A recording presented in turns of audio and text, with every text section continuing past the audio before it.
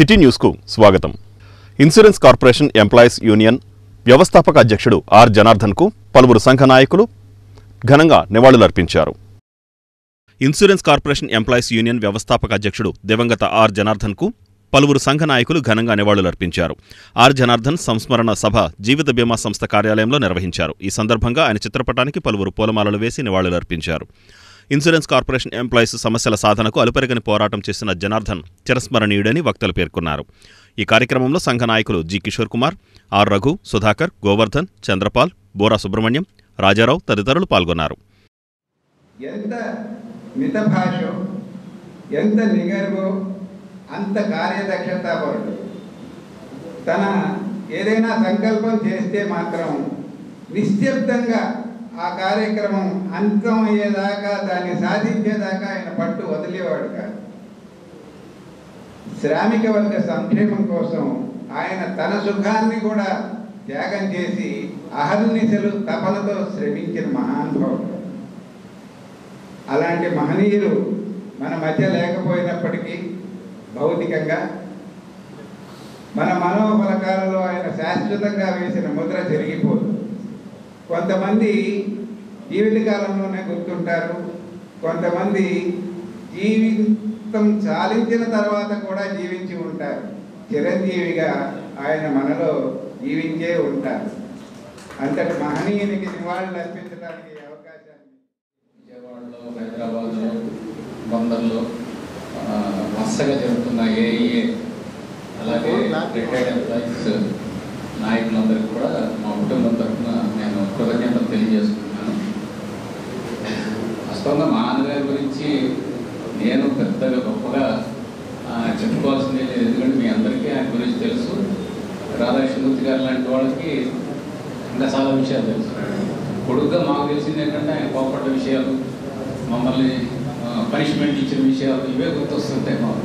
అందుకని అది ఒకటి రెండు విషయాలు మాత్రం నేను చెప్పగలను మా నాన్నగారి గురించి. మొదటిది ఏంటంటే ఆయన జీవితం ప్రారంభించిన టైంలో ఆయనకున్న నమ్మకాలకి, చనిపోయేటప్పుడు ఆ సందర్భంలో ఆయన ఉన్న నమ్మకాలకి అసలు పోలికే పొంతనే లేదు.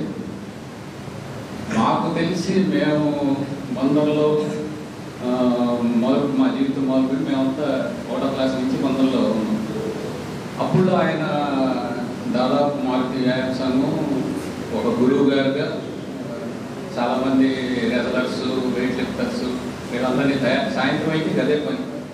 అది అయిపోయిన తర్వాత చోట్ల సంస్మరణ సభ నిర్వహిస్తున్నాం అంటేనే ఆయన నడవడిక, వ్యక్తిత్వం, అలాగే ఆయన యొక్క సామాజిక సేవ, ఆయన యొక్క నిరాడంబరత ఇవన్నీ అర్థమవుతున్నాయి. జనార్దన్ గారు దాదాపు ఒక 10 సంవత్సరాల పాటు ఇన్సూరెన్స్ కార్పొరేషన్ ఎంప్లాయీస్ యూనియన్కి అధ్యక్షుడిగా పనిచేశారు, బాధ్యత నిర్వహించారు. అలాగే ఇన్సూరెన్స్ కార్పొరేషన్ రిటైర్డ్ ఎంప్లాయీస్ అసోసియేషన్కి 10 సంవత్సరాల పాటు వ్యవస్థాపక అధ్యక్షుడిగా స్టార్టింగ్ ఆయనతో నిర్వహించారు. దాదాపు 20 ఏళ్ల పాటు ఒక ట్రేడ్ యూనియన్కి అధ్యక్ష బాధ్యత నిర్వహించడం అంటే చిన్న విషయం కాదు. మధ్యతరగతి ఉద్యోగ సంఘాల్లో ఈ బాధ్యతను నిర్వహించడం అంటే ఎంతో ఆమోదయోగ్యమైనటువంటి పర్సనాలిటీ ఉంటేనే ఈ 2 దశాబ్దాల పాటు ఎనానమస్గా ఆయన బాధ్యత నిర్వహించడం జరిగింది. అంతేకాదు ఆల్ ఇండియా ఇన్సూరెన్స్ పెన్షనర్స్ అసోసియేషన్లో ఆల్ ఇండియాకి జాయింట్ సెక్రటరీగా కూడా బాధ్యత నిర్వహించారు. ఆయన బాధ్యత నిర్వహిస్తున్న సమయంలోనే ఆల్ ఇండియా మహాసభని విజయవాడలో కూడా నిర్వహించారు. ఆయన యొక్క చొరవతో నిర్వహించడం జరిగింది. ఏఈఏ యొక్క అగ్రనాయకులు ఎవరైతే ఉన్నారో సరోజ్ చౌదరి, సునీల్ మైత్రా, లేకపోతే ఎన్ఎన్ సుందరం, లేకపోతే గోవిందరాజన్, రాజప్ప, నటరాజన్, పెద్ద పెద్ద నాయకులందరూ ఎవరైతే ఉన్నారో వాళ్ళందరితో అత్యంత సన్నిహితంగా మెరిగినటువంటి నాయకుల్లో జనార్దన్ గారు ఒకళ్ళు. ఆయన మంచి ఎక్స్పర్ట్ కార్ డ్రైవింగ్లో. నాయకత్వం ఎవరు వచ్చినా కూడా ఆయన కార్ డ్రైవ్ చేస్తూ ఆయన తీసుకొచ్చేవాడు మొత్తం బ్రాంచెస్ కానీ ఎంప్లాయీస్ దగ్గర కానీ. నగరంలోని ఆర్టీసీ బస్టాండ్ వద్ద బస్సును బైక్ ఢీకొన్న ఘటనలో 2 యువకులకు తీవ్ర గాయాలయ్యాయి. నగరంలోని ఆర్టీసీ బస్టాండ్ వద్ద బస్సును బైక్ ఢీకొన్న ఘటనలో 2 యువకులకు తీవ్ర గాయాలయ్యాయి.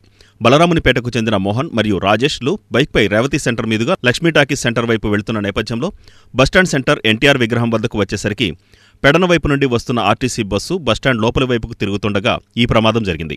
ఈ ప్రమాదంలో 2 యువకులు గాయపడ్డారు. వీరిరువురు ప్లంబింగ్ వర్కర్లుగా స్థానికులు పేర్కొన్నారు. వైసీపీ హయాంలో ఎస్సీలకు ఎటువంటి సబ్సిడీలు అందలేదన్న మాదిగ కార్పొరేషన్ చైర్పర్సన్ ఉండవల్లి శ్రీదేవి వ్యాఖ్యలను వైసీపీ దళిత విభాగం ఖండించింది. వైసీపీ హయాంలో ఎస్సీలకు ఎలాంటి సబ్సిడీ పథకాలు అమలు కాలేదన్న మాదిగ కార్పొరేషన్ చైర్పర్సన్ ఉండవల్లి శ్రీదేవి వ్యాఖ్యలను వైసీపీ దళిత విభాగం ఖండించింది. గత 5 ఏళ్లలో ఎస్సీ సబ్ప్లాన్ నిధులు ఏమీ లేవని, అవి పక్కదారి పట్టి ఎలాంటి సబ్సిడీ పథకాలు అమలు కాలేదని ఉండవల్లి శ్రీదేవి వ్యాఖ్యానించడం హాస్యాస్పదమని మీడియా సమావేశంలో వారన్నారు. రాజకీయ భిక్ష పెట్టిన వైసీపీపై శ్రీదేవి విమర్శలు చేయడం తగదని వారు పేర్కొంటూ, ఆంధ్రప్రదేశ్లో 2022-23 సంవత్సరంలో ఎస్సీలు 96% అభివృద్ధి సాధించినట్లు కేంద్ర ప్రభుత్వ గణాంకాలు స్పష్టంగా పేర్కొంటే, ఉండవల్లి శ్రీదేవి ఎస్సీలు గత 5 ఏళ్లలో ఎటువంటి అభివృద్ధికి నోచుకోలేదంటాన్ని వారు ఖండించారు. ఈ కార్యక్రమంలో వైసీపీ నాయకులు గోడవల్లి నాగరాజు, బేతపూడి రవి, చీలి చక్రపాణి, గడిదేశి రాజు, బాలయేసు, కార్పొరేటర్లు మాచవరపు రాంప్రసాద్, ఎండ్రపాటి నాగేశ్వరరావు తదితరులు పాల్గొన్నారు. వచ్చిందేమో ఒక పని మీద, రెండోదేమో వచ్చి బురదేశ కార్యక్రమంలో మాట్లాడి ఆమె నిన్న జగన్మోహన్ రెడ్డి గారి మీద బురదేసేటట్టుగా మాట్లాడటం చాలా దారుణమైన విషయం. ఎందుకనంటే బాబాసాహెబ్ అంబేద్కర్ గారి కళలన్నింటిని మొత్తం అసలు ఏమీ ఇక్కడ అమలు చేయలేదు అనే దాని మీద మాట్లాడింది. అది ఎంతవరకు కరెక్ట్ అనేది ప్రజలందరూ తెలుసు. ఎందుకనంటే 5 సంవత్సరాల కాడ ఒక దళితులకి 5 సంవత్సరాల కాడ ఎంత సాయం చేశాడనేది ప్రభుత్వ పరంగా ఓన్లీ ఎస్సీ కార్పొరేషన్ నిధులనే కాకుండా దానికి రకంగా అంటే అక్కడ 10 మందికి లోన్లు వస్తే ఇక్కడ 100 మందికి ఇవ్వడం జరిగింది. అంటే ఏ రకంగా అనేది ఆ నిధుల్ని చెల్లాచెదురు చేయకుండా ఎటుకాడ వెళ్ళనకుండా ఏదో కార్పొరేషన్ ద్వారా ఇచ్చిన లోన్లకైతే ఏదో ఒక 10 మందికి ఏదో 2 లక్షలు 3 లక్షలు ఇస్తే అయితే బినామీ పేరు మీద ఎవడో ఒకరు క్యాచ్ చేసేవాళ్ళు. అట్లా కాకుండా అదే డబ్బుల్ని ఒక ఎస్సీ ఎస్టీ చదువుకునే పిల్లలకి ఒక స్కూల్ రూపంలో కానీ లేకపోతే అన్ని రకాలుగా వాళ్ళకి ఉపయోగపడేటట్టుగా ఎడ్యుకేషన్ పరంగా అభివృద్ధి చేశాడు. అది అందరికీ తెలిసిందే. అట్లా దాంట్లో భాగంగానే వసతి దీవెన అని చెప్పేసి ఎస్సీ ఎస్టీ పిల్లల కాడ అన్ని కులాలతో పాటు కూడా వీళ్ళకి అందరికీ అందేటట్టుగా చూడడం జరిగింది. రెండోది ప్రతి రూపాయి కాడ ఎక్కడా రాజీ పడకుండా వాళ్ళకి విదేశీ జగన్మోహన్ రెడ్డి గారు మిమ్మల్ని గుర్తించి ఒక శాసనసభ్యురాలు చేస్తే ఈరోజు మీరు మేము దళితుల్లో ఎవరైనా దళితుల్లో పుట్టాలనుకుంటారా, ఎస్సీల్లో పుట్టాలనుకుంటారా అనే నాయకుడు చంపన చేరి నువ్వు ఇది సాక్షాత్తు మీడియా సమక్షంలో మాట్లాడాడు చంద్రబాబు నాయుడు. అలాంటి నాయకుడు పంచని చేరి నువ్వు ఈ రోజున జగన్మోహన్ రెడ్డి గారిని విమర్శించడం అనేది చాలా హాస్యాస్పదం. అసలు నీకు రాజకీయంగా కానీ రాజకీయ భిక్ష కానీ పెట్టింది వైఎస్ఆర్ పార్టీ. ఈ వైఎస్ఆర్ పార్టీ నుంచి వెళ్ళి ఇక్కడే ఉండి ఇక్కడి నుంచి అక్కడికి వలస వెళ్ళి పార్టీ ఫిరాయించి ఇవాళ నీ నోటుకు వచ్చినట్టు మాట్లాడడం అనేది అది సమంజసం కాదు. ఒక ఆడకూతురుగా నువ్వు చేయాల్సింది ఏంటంటే దళితులకి ఎవరు చేశారు ఏంటనేది ఒక్కసారి మీరు ఏదో నేను చూపిస్తానని చెప్తున్నావు కదా, బహిరంగ చర్చకి రెడీనే మేము మచిలీపట్నం మా తరపున ఇక్కడ నుంచి, మీరు రండి బహిరంగ చర్చకి కావాలంటే. బహిరంగ చర్చకి ఎస్సీలకి వైఎస్ఆర్ కాంగ్రెస్ పార్టీ ఎక్కువ చేసిందా లేదా చంద్రబాబు నాయుడు ఎక్కువ చేశాడని చెప్పేసి మేము నిరూపిస్తామని తెలియజేస్తున్నాను. అంతేగాని మీకు ఎంతకన్నా పెద్ద పదవి ఎవరు, మీకు ఎమ్మెల్యే టికెట్ ఎగ్గొట్టారు ఆల్రెడీ. 1 సంవత్సరం 2 సంవత్సరాలు ఈ కార్పొరేషన్ అట్టి పెడతారు, తర్వాత పీకేస్తారు, ఇంకోళ్ళకి ఎవరికో ఇస్తారు. దయచేసి మీరు అన్నీ గమనించి 19 నుంచి 24 వరకు ఆయన కాలంలో కనీసం ఎస్సీ కార్పొరేషన్ నుండి ఇటువంటి నిధులు మరి శాంక్షన్ చేయలేదని, ఆ ఎస్సీ కార్పొరేషన్ అంతా కొలాప్స్ అయిపోయిందని చెప్పేసి మరి ఉండవల్లి శ్రీదేవి గారు నిన్న ప్రెస్ మీట్లో మాట్లాడటం జరిగింది. ఒక్క లోను కూడా ఇవ్వలేదు అని ఆవిడ పచ్చి అబద్ధాలని పత్రికాముఖంగా మాట్లాడటం జరిగింది. 2021-22 జగన్మోహన్ రెడ్డి ప్రభుత్వంలో ఎస్సీ ఎస్టీ బీసీ మైనారిటీ కార్పొరేషన్ల ద్వారా మరి నిరుద్యోగ యువతకి MDU వాహనాలు, రైస్ డిస్ట్రిబ్యూషన్ వ్యాన్లు దాదాపుగా 9,260 వాహనాలని ఆయన కొనుగోలు చేయటం జరిగింది. దాని నిమిత్తం 1,844 కోట్లు ప్రభుత్వ ధనాన్ని ఖర్చు చేశారు. అలాగే ఒక్కొక్క వ్యాన్ ఖరీదు 5,81,000 అయితే అందులో నుంచి సబ్సిడీగా 60% మరి లబ్ధిదారులకి 3,48,600 రూపాయలు సబ్సిడీ ఇచ్చారు. ఇది మరి ఆవిడకి కనీసం అవగాహన లేకోకుండా ఈ విధంగా మాట్లాడటం, మేమేదో రేపు ఆటోలు ఇస్తాం, రిక్షాలు ఇస్తాం, అది ఇది అని చెప్పి మరి ఆవిడ చెప్తా ఉన్నారు. అలాగే మనం చూసుకున్నట్టయితే 2022-23 ఆర్థిక సంవత్సరంలో కుటుంబాల లబ్ధి ఎస్సీ కుటుంబాలకి అగ్రగామిగా ఈ ఎస్సీల సాయం. డిఎస్సి నోటిఫికేషన్ ప్రకటనతో ముఖ్యమంత్రి నారా చంద్రబాబు నాయుడు డిప్యూటీ సీఎం పవన్ కళ్యాణ్ చిత్రపటాలకు అవనిగడ్డలో పాలాభిషేకం చేశారు. డిఎస్సి నోటిఫికేషన్ ప్రకటనతో CM Chandrababu Naidu deputy CM Pawan Kalyan చిత్రపటాలకు అవనిగడ్డలో పాలాభిషేకం చేశారు. జిల్లా కలెక్టర్ల సమావేశంలో ఏప్రిల్ మొదటి వారంలో డిఎస్సి నోటిఫికేషన్ విడుదల చేస్తారని ముఖ్యమంత్రి నారా చంద్రబాబు నాయుడు ప్రకటించడం పట్ల అవనిగడ్డలో విద్యార్థులు, కూటమి నాయకులు ముఖ్యమంత్రి నారా చంద్రబాబు నాయుడు, ఉప ముఖ్యమంత్రి పవన్ కళ్యాణ్ చిత్రపటాలకు పాలాభిషేకం చేశారు. ఈ సందర్భంగా వక్తలు మాట్లాడుతూ కూటమి ప్రభుత్వం అన్నమాట ప్రకారం నారా చంద్రబాబు నాయుడు కలెక్టర్ల సమావేశంలో డిఎస్సి ప్రకటించడం ఆనందకరంగా ఉందని అన్నారు. కూటమి సభ్యులందరికీ చంద్రబాబు నాయుడు, పవన్ కళ్యాణ్కి డిఎస్సి విద్యార్థి సంఘ నాయకులు హృదయపూర్వక ధన్యవాదాలు తెలిపారు. ఆంధ్రప్రదేశ్ రాష్ట్రంలో ఇచ్చిన మాట నిలబెట్టుకున్న కూటమి ప్రభుత్వానికి ధన్యవాదాలు తెలుపుకుంటూ ఈరోజు నారా చంద్రబాబు నాయుడు గారికి, పవన్ కళ్యాణ్ గారి చిత్రపటాలకు పాలాభిషేకం అవనిగడ్డలో చేస్తాం కూడా జరిగింది. గత 5 సంవత్సరాలలో ఒక్క డిఎస్సి కూడా ఇవ్వని సందర్భాలు కూడా ఉండే. అవనిగడ్డ లాంటి ప్రధాన పట్టణాల్లో అవనిగడ్డ లాంటి విద్యల గడ్డ మీద కొన్ని వేలు లక్షల మంది విద్యార్థులు ఇక్కడ కోచింగ్ తీసుకుంటూ కూడా జరుగుతుంది. లాంగ్ టర్మ్ కోచింగ్ అవ్వచ్చు, లేదా ఏ కోచింగ్ అయినా సరే వచ్చి ఇక్కడ తీసుకుని ఉద్యోగాలు కూడా పొందిన కొన్ని వేల మంది, లక్షల మంది కూడా ఉద్యోగ అవకాశాలు కూడా పొందిన సందర్భం కూడా ఉంది. గత 5 సంవత్సరాలు కూడా వీళ్ళని మోసం చేసిన సందర్భం ఉంది. ఏదైతే కూటమి ప్రభుత్వం ఎన్నికల వాగ్దానంలో చేసిందో నారా చంద్రబాబు నాయుడు గారు, అదేవిధంగా లోకేష్ గారు, అదేవిధంగా పవన్ కళ్యాణ్ గారు మెగా డిఎస్సి ఇస్తానని చెప్పని ఏదైతే ఆనాడు ప్రమాణం చేసిందో, అదే కాకుండా ఎన్నికల రోజుల్లో కూడా 2 సార్లు పవన్ కళ్యాణ్ గారు అవనిగడ్డ నియోజకవర్గం వచ్చి 2 సార్లు కూడా మీకు డిఎస్సి ఇస్తానని చెప్పారని ఈ డిఎస్సి విద్యార్థులను ఉద్దేశించే మాట్లాడిన సందర్భం కూడా ఉంది. ఆ ప్రకారమే కూటమి ప్రభుత్వం రాగానే డిఎస్సి మీద, మెగా డిఎస్సి మీద మొట్టమొదటి సంతకం కూడా నారా చంద్రబాబు నాయుడు గారు. నమస్కారం. ఈరోజు ఏదైతే అవనిగడ్డలో డిఎస్సి విద్యార్థుల చేత ధర్నా చేయించారో, ప్రతిపక్షంలో ఉన్నటువంటి నాయకులు ఎవరైతే ఉన్నారో వారు ధర్నా చేశారో, దానికి ధీటుగా నారా చంద్రబాబు నాయుడు గారు, కూటమి ప్రభుత్వం తరఫున నారా చంద్రబాబు నాయుడు గారు DSC notification, mega DSC notification April మొదటి వారంలోనే మేము విడుదల చేస్తామని ఆయన ప్రకటించడం జరిగింది. ఇది రాజకీయంగా మీ యొక్క లబ్ధి కోసం ఈ యొక్క విద్యార్థుల యొక్క జీవితాలతో ఆడుకుంటున్నారు. గత 5 సంవత్సరాలుగా ఆడుకున్నారు. వేలాది మంది ప్రజల మధ్యలో ముఖ్యమంత్రిగా ఉన్నప్పుడు జగన్మోహన్ రెడ్డి గారి చేత అనేక వాగ్దానాలు చేయించి మీరు చేతగానితనంతో వారితో పనులు చేయించుకోలేకపోయారు. మరి ఏదైతే ఎన్నికల సమయంలో చంద్రబాబు నాయుడు గారు కానీ, అదేవిధంగా ఇదే సెంటర్లో పవన్ కళ్యాణ్ గారు వచ్చినప్పుడు ఆయన ఇచ్చిన వాగ్దానం ఏదైతే ఉందో డిఎస్సి విద్యార్థుల తరఫున నిలబడతామని చెప్పి ఏదైతే వాగ్దానం చేశారో ఆ వాగ్దానానికి అనుగుణంగా ఈ యొక్క కార్యక్రమాన్ని మెగా డిఎస్సిని రిలీజ్ చేసే కార్యక్రమాన్ని పెట్టుకున్నారు ఈ యొక్క కూటమి ప్రభుత్వం. మరి ఇటువంటి కూటమి ప్రభుత్వం పైన మీరు బురద జల్లుతున్నారు. కనీసం 9 నెలల కాలంలో ఎన్ని పనులు చేస్తారో మీరే నిర్ధారణ చేసుకోండి. 5 సంవత్సరాల కాలంలో మీరు చేసిన పనులు ఏంటో మీరు 7-8 సంవత్సరాల నుంచి ఎటువంటి డిఎస్సి లేకపోయినా కూడా గత 18 టైంలో చంద్రబాబు నాయుడు గారే డిఎస్సి చేసి మళ్ళీ 5 సంవత్సరాల తర్వాత వేరే ప్రభుత్వం వచ్చింది.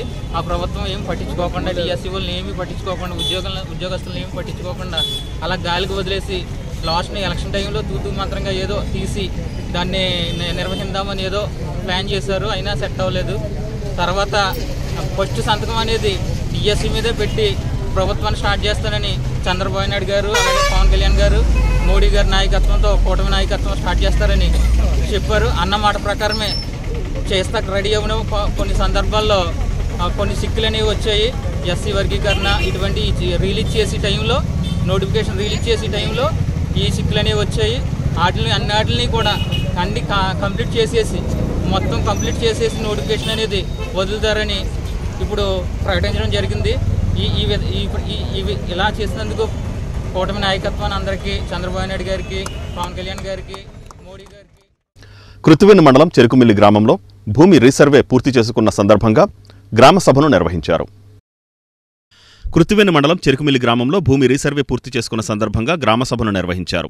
9-2 నోటీసులు ఇవ్వడంలో భాగంగా చెరుకుమిల్లి ఎంపీపీ హైస్కూల్లో ఎంఆర్ఓ కేజీఎన్ సోమేశ్వరం ఆధ్వర్యంలో గ్రామసభను నిర్వహించారు. ఈ సందర్భంగా ఎంఆర్ఓ సోమేశ్వరం మాట్లాడుతూ జిల్లా కలెక్టర్ డీకే బాలాజీ ఆదేశాల మేరకు గ్రామసభ నిర్వహిస్తున్నట్లు తెలిపారు. భూమి రీసర్వేలో రైతు భూమి తేడా నమోదు అయినట్లయితే 9-2 నోటీసులు అందుకుని తమ వద్ద ఉన్న డాక్యుమెంట్లు తీసుకుని వీఆర్ఓ, సర్వేయర్ల దృష్టికి తీసుకొచ్చి వాటిని సరిచేసుకోవాల్సిందిగా ఆయన కోరారు. ఈ కార్యక్రమంలో deputy tahsildar Sasikumar, RI CH Madhavilatha, sarpanch Pattapu Krupaveni, MPTC Pattapu Jyothilakshmi తదితరులు పాల్గొన్నారు. ఈ 92 నోటీసుల మీద గ్రామ సభ అనేది ఏర్పాటు చేయడం జరిగింది. ఎందుకంటే ప్రతి మనిషికి వచ్చి వాళ్ళు తీసుకొని ఇబ్బంది పడే పరిస్థితి కంటే కూడా ఒకే రోజు ఈ గ్రామ సభ ఏర్పాటు చేసి గ్రామంలో ఉన్న రైతులందరికీ కూడా మేము నిన్న మొన్న టామ్ ద్వారా కానీ, దేవాలయాల్లో మైకుల ద్వారా కానీ, ఇతర ప్రచార సాధనాల ద్వారా వాళ్ళందరికీ కూడా తెలియపరచడం జరిగింది. ఈ సందర్భంగా ఈ రోజు కూడా ఎక్కువ శాతం రైతులు కూడా హాజరయ్యారు. 90 నోటీసులు కూడా తీసుకుంటున్నారు. ఈ 90 నోటీసులు తీసుకున్న తర్వాత ఎవరికైనా ఏమైనా అభ్యంతరాలు ఉంటే వాటిని అప్పీల్ రూపంలో తెలియపరిస్తే మళ్ళీ మా సర్వే బృందం వాళ్ళ భూమి దగ్గరికి వెళ్ళి వాళ్ళ సర్వే చేసి వాళ్ళ గట్ల లోపల ఏ రకంగా అయితే వాళ్ళకు ఉన్నారో దాన్ని కొలిచి వాళ్ళకి చూపించడం జరుగుతుంది. దీని మీద ఎటువంటి అపోహలు పడాల్సిన అవసరం అయితే లేదు. స్వచ్ఛందంగా కూడా మా గ్రామ విలేజ్ సర్వేలు అందరూ కూడా టీమ్గా ఉన్నారు. వాళ్ళందరూ కూడా వచ్చి మీ అనుమానాలను నివృత్తి చేస్తారని చెప్పి సందర్భంగా తెలియజేస్తున్నాను. అసలు అనేది ఈరోజు మేము చాలామందికి మ్యాక్సిమం ఈరోజు 90% ఇచ్చేస్తాము. ఏమన్నా ఒకళ్ళిద్దరు కనుక మిగిలిపోతే వాళ్ళకి సమాచారం వేరే వాళ్ళ ద్వారా తెలియపరిచి రేపు కూడా ఇవ్వడం జరుగుతుంది.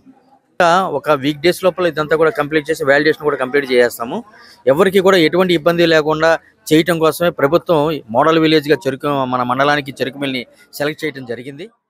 సంబంధించి చెరుకుమిల్లి గ్రామంలో